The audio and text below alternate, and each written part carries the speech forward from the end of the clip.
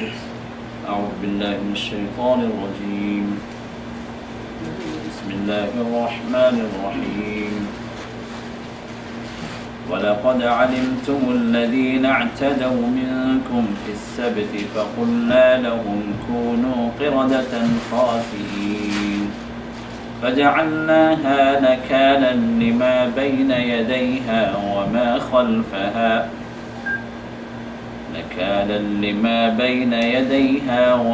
خلفها وموعظة للمتقين. سورہ بقرہ آیت نمبر 65 اور 66 میں اللہ نے ارشاد فرمایا، اور تم جان چکے ان لوگوں کے بارے میں جنہوں نے ہفتے کے دن کے بارے میں حد سے تجاوز کیا، اور تم میں سے تھے یعنی یہود میں سے. فقلنا لهم، پھر ہم نے ان سے کہا، کونوا قردة خاسئین، ذلیل بندر ہو جاؤ. یعنی اللہ نے انہیں عذاب مبتلا کیا، اور عذاب ان کی شکلوں کو اللہ نے بندروں میں تبدیل کر دیا. فجعلناها نکالا لما بین یدیها وما خلفها، تو ان کے اگلوں کے لیے اور پچھلوں کے لیے اللہ نے انہیں عبرت بنا دیا. وموعظة للمتقین، اور متقیوں کے لیے نصیحت کا سامان اللہ نے کر دیا.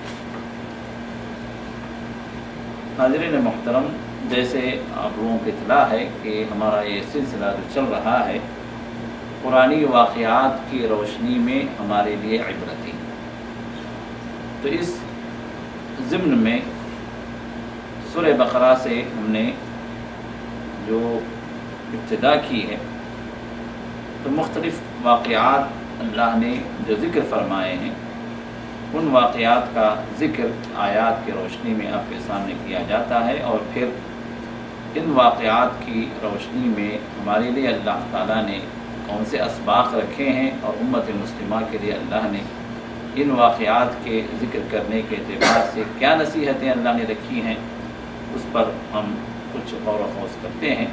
اب آئیے ہم دیکھتے ہیں کہ یہ جو واقعہ اللہ نے ذکر فرمایا، جس میں بنی اسرائیل کے ایک گروہ کو یا ایک قوم کو یا ایک جماعت کو اللہ نے بطور عذاب بندروں میں تبدیل کر دیا. اب یہ جماعت کون سی تھی اور ان کا جرم کیا تھا جس پر اللہ تعالیٰ نے انہیں ایسا سخت عذاب دیا کہ ان کے چہروں کو اللہ نے مسخ، بلکہ ان کی شکلوں کو اللہ نے مسخ کر دیا اور وہ بندروں میں تبدیل ہو گئی. اور اللہ تعالیٰ جب کسی قوم پر عذاب لاتے ہیں، ان کو مسخ کرتے ہیں یا پھر ان کی شکلوں کو تبدیل کر دیتے ہیں، تو اللہ کی سنت یہ ہے، اس طرح قرآن میں بھی ذکر کیا گیا کہ 3 دن کی مہلت اللہ انہیں دیتے ہیں. 3 دن سے زیادہ اللہ تعالیٰ اس مسخ شدہ قوم کو باقی نہیں رکھتے ہیں. یہ فلسفہ غلط ہے، یہ فلسفی بعض لوگوں کی جو یہ کہتے ہیں کہ بندر جو آج ہم دیکھ رہے ہیں وہ اسی قوم کی نسل ہے جن کو اللہ نے بندروں میں تبدیل کر دیا. یہ غلط فکرہ ہے، اس لیے کہ بندر ایک مستقل اللہ کی مخلوق ہے، اور وہ خلقت اللہ نے جب سے پیدا کیا وہ نسل در نسل چل رہی ہے.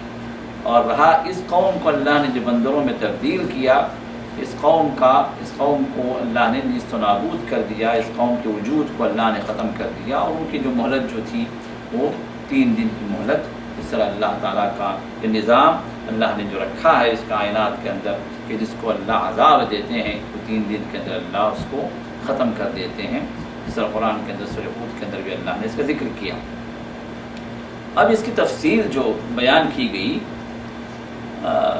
چونکہ قرآن کی تفسیر کا سب سے بہترین نمونہ یا قرآن کی تفسیر کے اندر سب سے اونچا درجہ اس تفسیر کا ہے جس میں قرآن خود اپنی تفسیر کرتا ہے.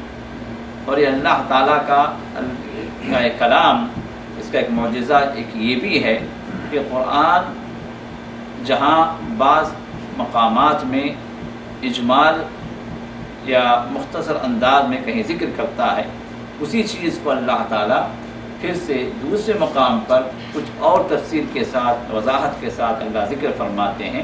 اور یہ اللہ کی حکمت ہوتی ہے اور قرآن کا اعجاز ہے، یہ قرآن کی خصوصیت ہے کہ جہاں پر اجمالی انداز میں اس کو ذکر کرنا ہے اللہ اس کو مختصر سے انداز ذکر کرتے ہیں، جہاں پر تفصیل سے ذکر کرنا ہے اللہ تعالیٰ اس کو تفصیل سے ذکر کرتے ہیں، اور وہاں پر حکمتیں اللہ کی مختلف ہوتی ہیں۔ اور یہ بات ہم نے جب یہ سلسلہ ہم نے شروع کیا تھا کہ قرآن کریم کے واقعات کو ہم نے جو عبرتوں کے لیے ہم نے سلسلہ شروع کیا تو اس میں میں نے ذکر کیا تھا کہ قرآن کریم کے اندر مختلف واقعات کی تکرار ہے، بار بار اللہ نے ذکر کیا۔ جیسے موسیٰ علیہ السلام کے واقعات اللہ نے کئی مقامات پر ذکر کیا، ہاں انبیاء کے بعد واقعات کو اللہ نے کئی مقامات پر ذکر کیا، لیکن ہر مقام پر اسی چیز کو اللہ تعالیٰ نے ریپیٹ نہیں کیا۔ یہ اور بات ہے کہ اول بحلا میں اور پہلی نظر میں انسان کو یہ بات سمجھ میں آتی ہے کہ بھئی یہاں بھی تو وہی بات ہے وہاں بھی تو وہی بات نہیں، فرق ہے۔ اور دونوں جگہوں پر اللہ تعالیٰ کی اللہ کا بیان یہ حکمت سے بھرپور ہے، اور وہاں پر جس انداز سے اللہ تعالیٰ نے اس کو بیان کیا ہے وہ انداز یہاں بدل گیا، اور وہاں بیان کرنے کا جو مقصود تھا وہ الگ، یہاں بیان کرنے کا جو مقصود ہے وہ الگ۔ تو یہ اللہ تعالیٰ کی حکمت ہے، اور یہی قرآن کریم کے معجز ہونے کی دلیل ہے کہ ایسا انداز ایسا اسلوب انسان کے بس کے باہر، یہ ربانی اسلوب ہے، یہ اللہ کا خاص اسلوب ہے کہ اللہ تعالیٰ ایک ہی بات کو بیان کرتے ہیں لیکن انداز ایسے مختلف ہوتا ہے کہ سامع کو وہاں پر ایک فائدہ نظر آتا ہے اور یہاں پر اس کا دوسرا فائدہ اور دوسری حکمت اس کے سامنے ہوتی ہے۔ تو بہرحال تو اللہ تعالیٰ نے یہاں پر ان دو آیات کے اندر جس قوم کا ذکر کیا ہے جن کو اللہ نے بطور عذاب بندروں میں مسخ کر دیا، بندروں میں تبدیل کر دیا، وہ قوم کون سی تھی اور ان کا گناہ کیا تھا، ان کا جرم کیا تھا، اللہ نے سورہ اعراف میں اس کا ذکر کیا ہے 5 آیات میں۔ اور وہ آیت نمبر سورہ اعراف کے اندر آیت نمبر 162 سے لے کر 167 تک اللہ نے ان 5 آیات کے اندر ان لوگوں کا ذکر کیا جس میں فرمایا وَاسْأَلْهُمْ عَنِ الْقَرْيَةِ الَّتِي كَانَتْ حَاضِرَةَ الْبَحْرِ، ذرا ان سے پوچھیں یعنی یہود سے ان قریے والوں کے بارے میں جو سمندر کے کنارے رہا کرتے تھے۔ تو یہ قوم سمندر کے کنارے رہنے والی یہ قوم تھی، وہاں آباد تھی۔ اب یہ سمندر کون سا تھا اور یہ قوم کون سی تھی، اس کی کوئی تفصیل نہیں آتی۔ مفسرین بعض لوگ کہتے ہیں کہ یہ بحر جس کو اللہ نے ذکر کیا ہے یہ جو ہے تبریہ ہے یا ایلیا ہے، جس طرح شام کے قریب کا کوئی ایک شہر ہے جو اس وقت لوگ وہاں پر سکونت پذیر تھے، لیکن اتنی بات تو طے ہے کہ یہ بنی اسرائیل کی یہ قوم تھی، بنی اسرائیل ہی میں سے، یعنی کیونکہ اللہ نے فرمایا کہ وَاسْأَلْهُمْ، یعنی کس سے سوال کرو، ان یہود سے سوال کرو، یعنی ان کے آبا اجداد کے اندر ایک قوم کو اللہ نے بطور عذاب بندروں میں مسخ کیا، وہ کیوں ذرا ان سے پوچھو، ان کو معلوم ہے۔ اور یہاں پر رسول اللہ صلی اللہ علیہ وسلم کی رسالت کا ثبوت بھی اللہ دے رہے ہیں، اس لیے کہ یہود کے آبا اجداد کا یہ قوم تھی جن کو اللہ نے اس عذاب مبتلا کیا، دوسروں کو نہیں پتا تھا۔ اور محمد رسول اللہ صلی اللہ علیہ وسلم محمد عربی یہ صحرا میں پیدا ہوئے، ان کا کوئی تعلق ان لوگوں سے نہیں تھا، اور یہ جو ان کی قوم کا بیان کر رہے ہیں اور ان کی قوم کا جرم بھی بیان کر رہے ہیں، اور اللہ نے کس عذاب میں انہیں مبتلا کیا اور کیسے کیا کیوں کیا یہ بھی بیان کر رہے ہیں، تو یہ اپنی طرف سے نہیں بول رہے ہیں، بلکہ یہ وہ چیز ہے جو اللہ نے ان پر وحی کی ہے، اللہ نے ان کو اطلاع دی ہے، جو ان کے سامنے بیان کیا جا رہا۔ اب یہاں پر اللہ نے فرمایا اذ یعدون فی السبت اذ تأتیہم حیتانہم یوم سبتہم شرعا، یہ اس وقت کی بات ہے جب سبت کے معاملے میں، سبت معلوم ہے یوم السبت ہفتے کا دن، تو ہفتے کے دن کے بارے میں یہ حد سے تجاوز کر رہے تھے۔ اذ تأتیہم حیتانہم یوم سبتہم شرعا، کہ جب ان کی مچھلیاں، جو مچھلی پکڑنے والی قوم تھی یہ، تو ان کی مچھلیاں ہفتے کے دن ظاہر ہوتی تھی، جھنڈ کی جھنڈ آتی تھی، ٹولی کی ٹولی اوپر آتی تھی، بالکل سامنے نظر آتی تھی۔ وَيَوْمَ لَا يَسْبِتُونَ لَا تَأْتِيهِمْ، اور جب ہفتے کا دن نہیں ہوتا، غائب، ایک مچھلی بھی نظر نہیں آتی۔ یہ اللہ تعالیٰ کا ان کے ساتھ آزمائش والا مرحلہ تھا، کذالک نبلوہم، اسی طرح ہم آزماتے ہیں، یہ آزمائش تھی ان کے لیے، بما کانوا یفسقون، اس لیے کہ نافرمان قوم تھی۔ اور بنی اسرائیل عمومی طور پر آپ سن چکے ہیں اس سے پہلے کے واقعات میں کہ کس طرح اللہ کے نافرمانیوں میں وہ مبتلا تھے اور مبتلا رہے اور مبتلا ہیں، اور اسی کے تحت اللہ تعالیٰ ان پر عذاب پر عذاب اللہ نازل کرتے رہے، اور وقتی مہلت اللہ نے انہیں دی ہے، ورنہ ان کے لیے ہمیشہ کی ذلت اللہ نے رکھی ہے، دنیا میں بھی اور آخرت میں بھی۔ تو یہ مچھلی کا شکار کرنے والی یہ قوم تھی جن کو اللہ تعالیٰ نے اس بات کا حکم دیا کہ ہفتے کے 7 دن میں سے 6 دن تمہارے لیے اور 1 دن ہفتے کا وہ اللہ کی عبادت کے لیے۔ تو اس قوم کے جو نبی تھے انہوں نے قوم کے اندر یہ تعلیم دی تھی کہ ہفتے کے دن کوئی آدمی دنیاوی اعمال میں یا اپنے کاروبار میں مشغول نہ ہو، چونکہ مچھلی کے شکار والی قوم تھی تو اس لیے انہیں حکم دے دیا گیا کہ اس دن مچھلی کا شکار نہیں کرنا۔ اب اللہ کے ان کے ساتھ آزمائش یہ رہی کہ ہفتے کے دن جب دیکھتے سمندر کے کنارے تو مچھلیاں بالکل آ کے سامنے کھڑی ہو رہی ہیں، بالکل سامنے آ کے گر رہی ہیں، بالکل ہاتھ اگر بڑھائیں تو ہاتھ میں آ جائے، وہ حال۔ اور دوسرے دن اب جال پہ جال ڈالو، ایک مچھلی بھی نہیں آتی، ابھی کتنے دن صبر کریں؟ تو انہوں نے اس کے بعد کیا کیا؟ حیلہ کیا، ٹھیک ہے ہفتے کا دن تو ہم مچھلی نہیں پکڑیں گے، ہفتے کا دن عبادت کا، لیکن مچھلی بھی تو ہمیں ملنا چاہیے۔ تو اس کے لیے انہوں نے یہ کیا کہ جمعے کی شام میں، یعنی ہفتے کی رات، جمعے کی شام میں جال بچھا دیتے تھے تاکہ ہفتے کو جو مچھلیاں آئیں وہ جال میں پھنس جائیں، اتوار کے صبح پہنچتے وہ جال کھینچ لیتے۔ تو اللہ کے ساتھ انہوں نے چال چلی، اور بعض جو جا کے رات میں گڑھے کھود کے آ جاتے کہ مچھلیاں آ کے اس میں پھنس جائیں، اس میں رک جائیں۔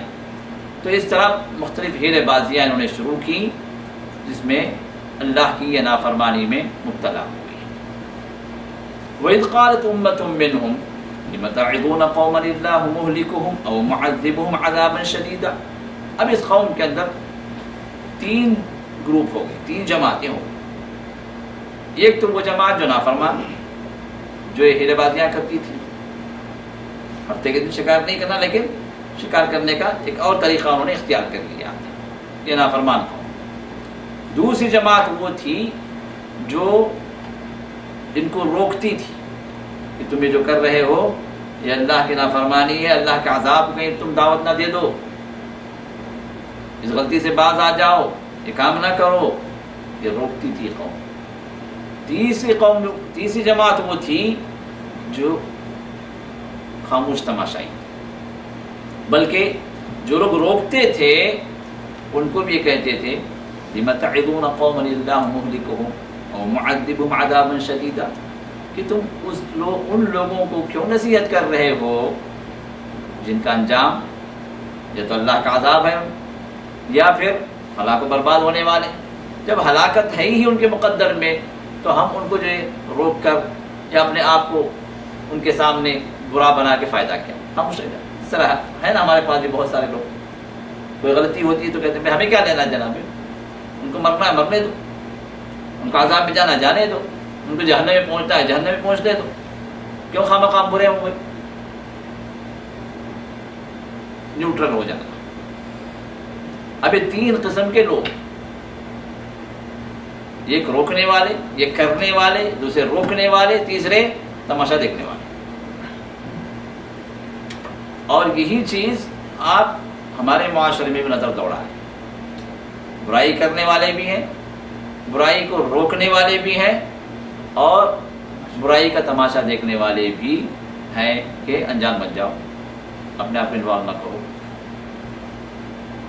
اب دیکھیے فَلَمَّا نَسُوا مَا ذُكِّرُوا بِهِ، جب جس چیز کی انہیں یاد دلائی گئی، نصیحت کی گئی، اس کو جب وہ بھول گئے، یعنی اللہ کی نافرمانی میں ڈوب گئے، نصیحت کارگر نہیں ہوئی، تو پھر ہوا کیا؟ انجینا الذین ینہون عن السوء،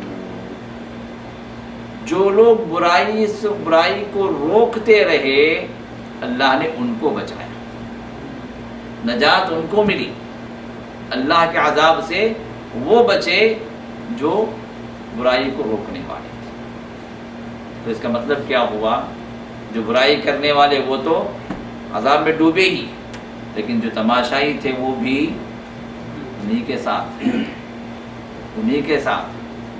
اسی وجہ سے قوم کو، اسی وجہ سے اللہ کے عذاب کو روکنے والی جو چیزیں ہیں، اللہ کے عذاب سے امن میں رکھنے والی جو چیزیں ہیں، 3 چیزیں ہیں۔ ایک وہ چیز ہے جو اس امت سے ختم ہو گئی، وہ ہے محمد رسول اللہ صلی اللہ علیہ وسلم کا وجود۔ آپ جب تک اس امت میں رہے، امت کے لیے امان، سیکیورٹی تھی اللہ کی طرف سے کہ اللہ کا عذاب اس امت پر نازل نہیں ہوگا۔ وما كان الله ليعذبهم وانت فيهم، اللہ نے فرمایا کہ اللہ اس قوم کو عذاب نہیں دیں گے جب تک آپ ان کے درمیان رہیں گے۔ اسی وجہ سے ہر نبی کی قوم کو اللہ نے جب اس کو عذاب دیا، اس قوم کو، تو اس نبی کو وہاں سے ہٹا دیا۔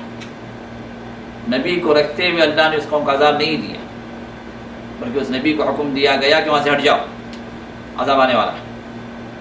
کیونکہ نبی اللہ کی رحمت کو کھینچنے والا، اب ایک طرف اللہ کی رحمت کو کھینچنے والا وہاں پر موجود ہو، پھر اللہ کا عذاب بھی وہاں پر نازل ہو، اس وجہ سے اللہ تعالیٰ نبی کو ہٹا دیتے ہیں۔ تو محمد رسول اللہ صلی اللہ علیہ وسلم کے بارے میں بھی اللہ نے یہ فرمایا کہ جب تک آپ ان کے درمیان میں رہیں گے، وما كان الله ليعذبهم، اللہ انہیں عذاب نہیں دینے والے۔ ٹھیک ہے۔ نمبر 2، وما كان الله ليعذبهم وانت فيهم وما كان الله معذبهم وهم يستغفرون۔ دوسری جو سیکیورٹی ہے اللہ کے عذاب سے، وہ ہے کہ بندہ استغفار کرتا ہے، گناہوں کی معافی مانگتا رہے، توبہ کرتا رہے، گناہ کتنا ہی بڑا کیوں نہ ہو، کتنی ہی زیادہ کیوں نہ ہو، آ جائے، رجوع کر لے، اللہ کی طرف پلٹ جائے، گڑ گڑائے، روئے، اللہ سے معافی مانگے، اللہ معاف۔ استغفار اگر ہو تو اللہ اپنے عذاب کو روکتے ہیں۔ اسی وجہ سے محمد رسول اللہ صلی اللہ علیہ وسلم کی مجلس میں صحابہ فرماتے ہیں، ہم ایک مجلس میں محمد رسول اللہ صلی اللہ علیہ وسلم کا استغفار گنتے تھے 100 مرتبہ، 100 مرتبہ۔ جب آپ بیٹھتے، استغفر اللہ واتوب الیہ، استغفر اللہ واتوب الیہ، استغفر اللہ واتوب الیہ، میں اللہ سے معافی چاہتا ہوں، اللہ کی طرف میں توبہ کرتا ہوں، اللہ کی طرف میں رجوع کرتا ہوں۔ کون؟ وہ شخصیت جن کے اگلے اور پچھلے گناہوں کو اللہ نے معاف کر دیا، اس کا اعلان بھی کر دیا، صرف معافی نہیں کیا، بھائی صرف معاف کر دیا ہم نے، نہیں، اس کا اعلان بھی اللہ نے کر دیا سورہ فتح کے اندر، قرآن میں اس کا اعلان موجود ہے۔ لیکن کس کے لیے؟ یہ نمونہ تھا محمد رسول اللہ صلی اللہ علیہ وسلم امت کے لیے، تاکہ امت اس استغفار سے غافل نہ ہو۔ تو جب تک استغفار بندے کے ساتھ ہے، اللہ کا عذاب اس سے رکا ہوا۔ یہ دوسرا امان ہے۔ تیسرا امان اجتماعی طور پر اس قوم کو اللہ ہلاک نہیں کریں گے جب تک وہ قوم امر بالمعروف نہی عن المنکر کے اندر مشغول رہی، بھلائی کا حکم دے، برائی سے روکے، دونوں چیزیں چل، صرف بھلائی کا حکم نہیں، نماز کی دعوت دو، بھائی مسجد کو آ جاتے، بس باقی خود ہی صحیح ہو جائیں گے، نہیں صحیح ہوتے، قیامت تک نہیں صحیح ہوتے۔ وہ نماز کے ساتھ وہ برائی رہے گی، نماز کا تو وہ شرک رہے گا، نماز کے ساتھ جو ہے وہ جتنے جو ہے اللہ کی نافرمانیاں باقی رہیں گی، نماز بھی چلتی رہے گی، وہ بھی چلتی رہیں گی۔ امر بالمعروف کے ساتھ اگر امر بالمعروف برائی کو ختم کرنے والی بات اگر ہوتی تو پھر یہی نیکیوں کا حکم دینا کافی ہو جاتا، برائی سے روکنے کی ضرورت نہیں ہوتی۔ لیکن اسلام نے جو چیز سکھلائی وہ یہ کہ آپ بھلائی کا حکم بھی دو، برائی کو برائی بتاؤ کہ برائی رکو، اس سے برائی کو برائی نہ بتائیں، برائی سے نہ روکیں، صرف نیکی کا حکم دیتے رہیں، تو وہ نیکی کام نہیں آئے گی، اللہ کے عذاب سے آپ کو نہیں بچائے گی، بلکہ وہ نیکی لے کر آپ کو ڈوبے گی، وہ نیکی وبال بن جائے گی۔ وہ نیکی جو برائی سے نہ روک سکے وہ نیکی نہیں ہے اللہ کے نظر میں۔ تو اسی وجہ سے امر بالمعروف اور نہی عن المنکر یہ دونوں چیزیں ساتھ ساتھ چلنی ہیں، بھلائی کا حکم دینا، برائی سے روکنا۔ اور جب تک امت یا وہ قوم یا وہ کیا قبیلہ یا وہ جماعت اس کام میں مشغول رہے گی، اور یہی دعوت ہے، دعوت تبلیغ ہی اصل چیز ہے، برائی سے روکنا، غلط بات سے روکنا، اللہ کے عذاب کو لانے والی جو چیزیں ہیں، اللہ کی جو نافرمانیاں ہیں اس سے روکنا، اور اللہ کی رحمت کو کھینچنے والے جو اعمال ہیں ان کی طرف دعوت دینا۔ اور یہ کام جب تک قوم کرتی رہے گی اللہ کے عذاب سے محفوظ رہے گی، اللہ کے عذاب سے محفوظ رہے گی۔ محمد رسول اللہ صلی اللہ علیہ وسلم نے بڑی اچھی مثال دی اس بات کو سمجھانے کے لیے۔ فرمایا کہ اس کی مثال ایسی ہے کہ کشتی میں لوگ سوار ہیں، اور کشتی دو دور کی ہے، جس کے دو فلور ہیں، ایک گراؤنڈ اور ایک اپر فلور، ایک جو ہے نیچے کا فلور ہے، ان دونوں میں لوگ موجود ہیں۔ اب نیچے والے جب پانی لینے کے لیے اوپر آتے تھے، ڈیک پہ اوپر آ کے پانی لے کے جاتی تھی۔ اب نیچے والوں نے یہ سوچا کہ بھائی بار بار اوپر جائیں، ایک تو ہمارے لیے بھی تکلیف ہے، دوسرے ان لوگوں کو بھی ہم تکلیف دے رہے ہیں، اوپر والوں کو بھی کہ جا کر اوپر سے پانی لائیں، ان لوگوں کو بھی پریشانی ہے، ان لوگوں کو بھی ڈسٹربنس ہے۔ اب اس سے بہتر یہ ہے کہ ہم نیچے سے ایک تختہ نکالیں، وہ کھیڑ لیں اور نیچے سے پانی اٹھا لیں۔ تو رسول اللہ صلی اللہ علیہ وسلم نے ارشاد فرمایا، اب یہ جو حرکتیں کرنے والے ہیں اگر اس سے یہ اوپر والے نہ روکیں ان کو تو ہوگا کیا؟ وہ بھی ڈوبیں گے، ان کو بھی لے ڈوبیں گے۔ اگر وہ روکیں تو وہ بھی بچیں گے، ان کو بھی بچائیں گے۔ یہی حساب ہے امر بالمعروف نہی عن المنکر والوں کا۔ برائی سے جب تک روکتے رہیں گے، بھلائی کا حکم دیتے رہیں گے، خود بھی اللہ کے عذاب سے اپنے آپ کو بچائیں گے، ان کو بھی بچائیں گے۔ چھوڑ دیں گے، ہمیں کیا، کرتے رہو، ہمیں کیا لینا دینا، تم عذاب میں گرفتار ہو، تم اللہ کی مار تم پر پڑے۔ اگر اس طرح سوچیں گے تو اللہ کی مار ان پر بھی گرے گی اور ان کے ساتھ تم کو بھی لے ڈوبے گی۔ اور یہاں یہی ہوا، اللہ نے ان کو بچایا، انجینا الذین ینہون عن السوء، جو برائی سے روکتے رہے ان کو ہم نے بچایا۔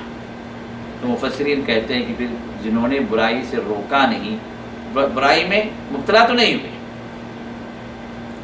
لیکن روکا بھی نہیں، تو اللہ نے ان کے بارے میں یہاں پر خاموشی اختیار کر لی۔ در حقیقت ان لوگوں کا حشر ان لوگوں کے ساتھ ہوا جن کو اللہ نے عذاب میں گرفتار کیا۔ وَأَخَذْنَا الَّذِينَ ظَلَمُوا بِعَذَابٍ بَئِيسٍ بِمَا كَانُوا يَفْسُقُونَ، تو جنہوں نے ظلم کیا ان کو ہم نے دردناک عذاب میں گھیر لیا، ان کی نافرمانی کی وجہ سے، ان کی نافرمانی کی وجہ سے۔ فَلَمَّا عَتَوْا عَمَّا نُهُوا عَنْهُ، تو جب انہوں نے سرکشی اختیار کی اور وہ کام کرنے لگے جن سے انہیں روکا گیا، اب وہ عذاب کیا تھا؟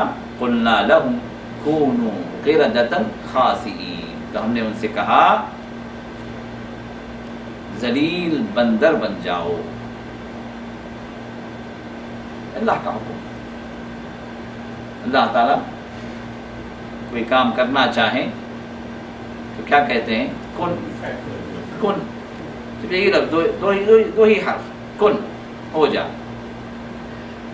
فیکون، تو چیز ہو جاتی ہے۔ چاہے وہ کتنا ہی بڑا کام کیوں نہ ہو، پوری دنیا ہی کو ختم کرنے والی بات کیوں نہ ہو، یا پوری دنیا ہی کو بنانے والی بات کیوں نہ ہو، صرف اس کا حکم چاہیے۔ انما اردناہ، سورہ یاسین کی جو آخری آیت ہے، آخری سے پہلے، انما قولنا اذا اردنا ان یقول له کن فیکون، کہ جب ہم کسی چیز کا ارادہ کرتے ہیں تو ہم کیا کہتے ہیں؟ ہو جا، کن فیکون، وہ چیز ہو جاتی ہے۔ یہ اللہ کی قدرت ہے، یہ اللہ کی طاقت ہے جو کسی اور کے اختیار میں نہیں۔ تو اللہ تعالیٰ اس قوم کو جس شکل میں تبدیل کیا وہ ہے بندر کی قوم. اور اسی طرح اس قوم کے اندر اللہ نے ان لوگوں کو بھی اللہ نے پیش کیا ہے بطور عبرت جن کو اللہ نے جن کی شکلوں کو اللہ نے تبدیل کیا خنزیر میں، سور کی شکل میں اللہ نے تبدیل کیا. سورہ مائدہ کے اندر اللہ نے اس کا بھی ذکر کیا کہ اللہ نے انہیں وَجَعَلْنَا مِنْهُمُ الْقِرَدَةَ وَالْخَنَازِيرَ، ہم نے انہیں بعض کو بندروں میں تبدیل کیا، بعض کو خنزیروں میں تبدیل کیا. اور محمد رسول اللہ صلی اللہ علیہ وسلم نے امت مسلمہ کے لیے بھی ڈراوا دیا، امت مسلمہ کے لیے بھی آپ نے انذار دیا ہے، ایک کاشن دیا ہے کہ میری امت کے اندر بھی کچھ لوگ ہوں گے جو یستحلون الحر والحریر، جو اللہ تعالیٰ کی جو حرام کردہ چیزیں ہیں، مردوں کے لیے اللہ نے ریشم کو حرام ٹھہرایا، اپنے لیے حلال ٹھہرا لی. مردوں کے لیے اللہ تعالیٰ نے امت کے لیے اللہ تعالیٰ نے شراب کو حرام ٹھہرایا، اس شراب کو حلال ٹھہرا لیں گے. اسی طرح گانے بجانوں کو اللہ نے، ناچ گانوں کو اللہ نے حرام ٹھہرایا، اپنے لیے حلال ٹھہرا لیں گے. تو اس کے اندر یہ مشغول رہیں گے ان حرام چیزوں کے اندر، اور ان حرام چیزوں کے اندر یہ سمجھ کے نہیں کہ حرام ہے.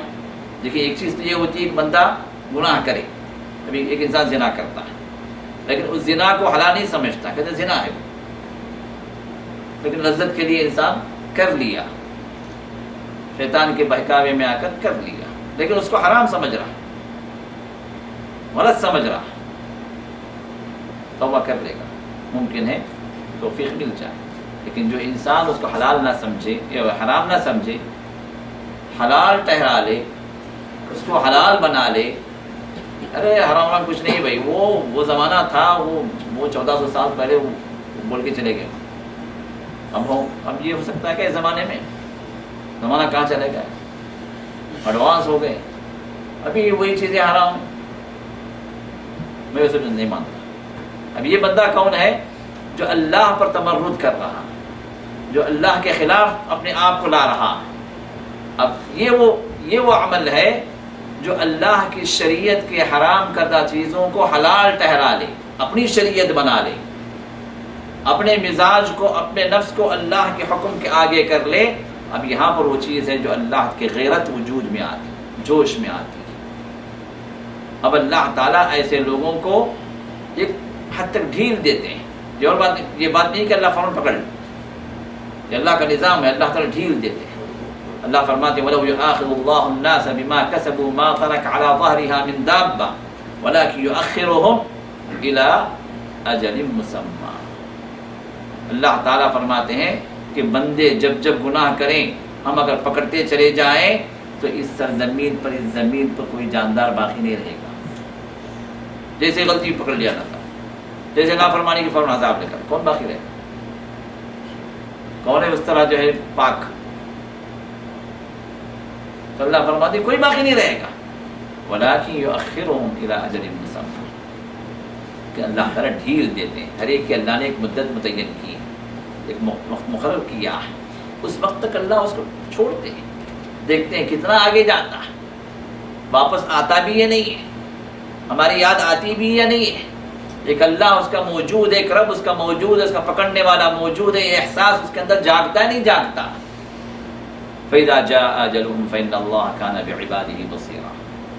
جب وہ وقت آ جاتا ہے تو پھر اللہ تعالیٰ اپنے بندوں کا حساب لینے کے لیے اللہ آگے بڑھتے ہیں. اللہ تعالیٰ اپنے بندوں کو دیکھنے والے، باخبر ہیں اپنے بندوں سے. تو یہ اللہ کا نظام ہے کہ اللہ تعالیٰ ڈھیل دیتے ہیں ایک مدت تک، لیکن جب وہ مدت ختم ہو جاتی ہے اور وہ بندہ اسی تمرد میں، اسی عصیان میں آگے بڑھتا چلا جاتا ہے، واپسی کی کوئی راہ باقی نہیں ہے، تو پھر اللہ کا عذاب ایسے آتا ہے. فَقُطِعَ دَابِرُ الْقَوْمِ الَّذِينَ ظَلَمُوا، کہ ظالموں کی جڑ کاٹ کر دی جاتی ہے، ان کا نام و نشان مل جاتا ہے، ان کی کوئی نسل باقی نہیں رہتی، ان کو یاد کرنے والا کوئی نہیں ہوتا.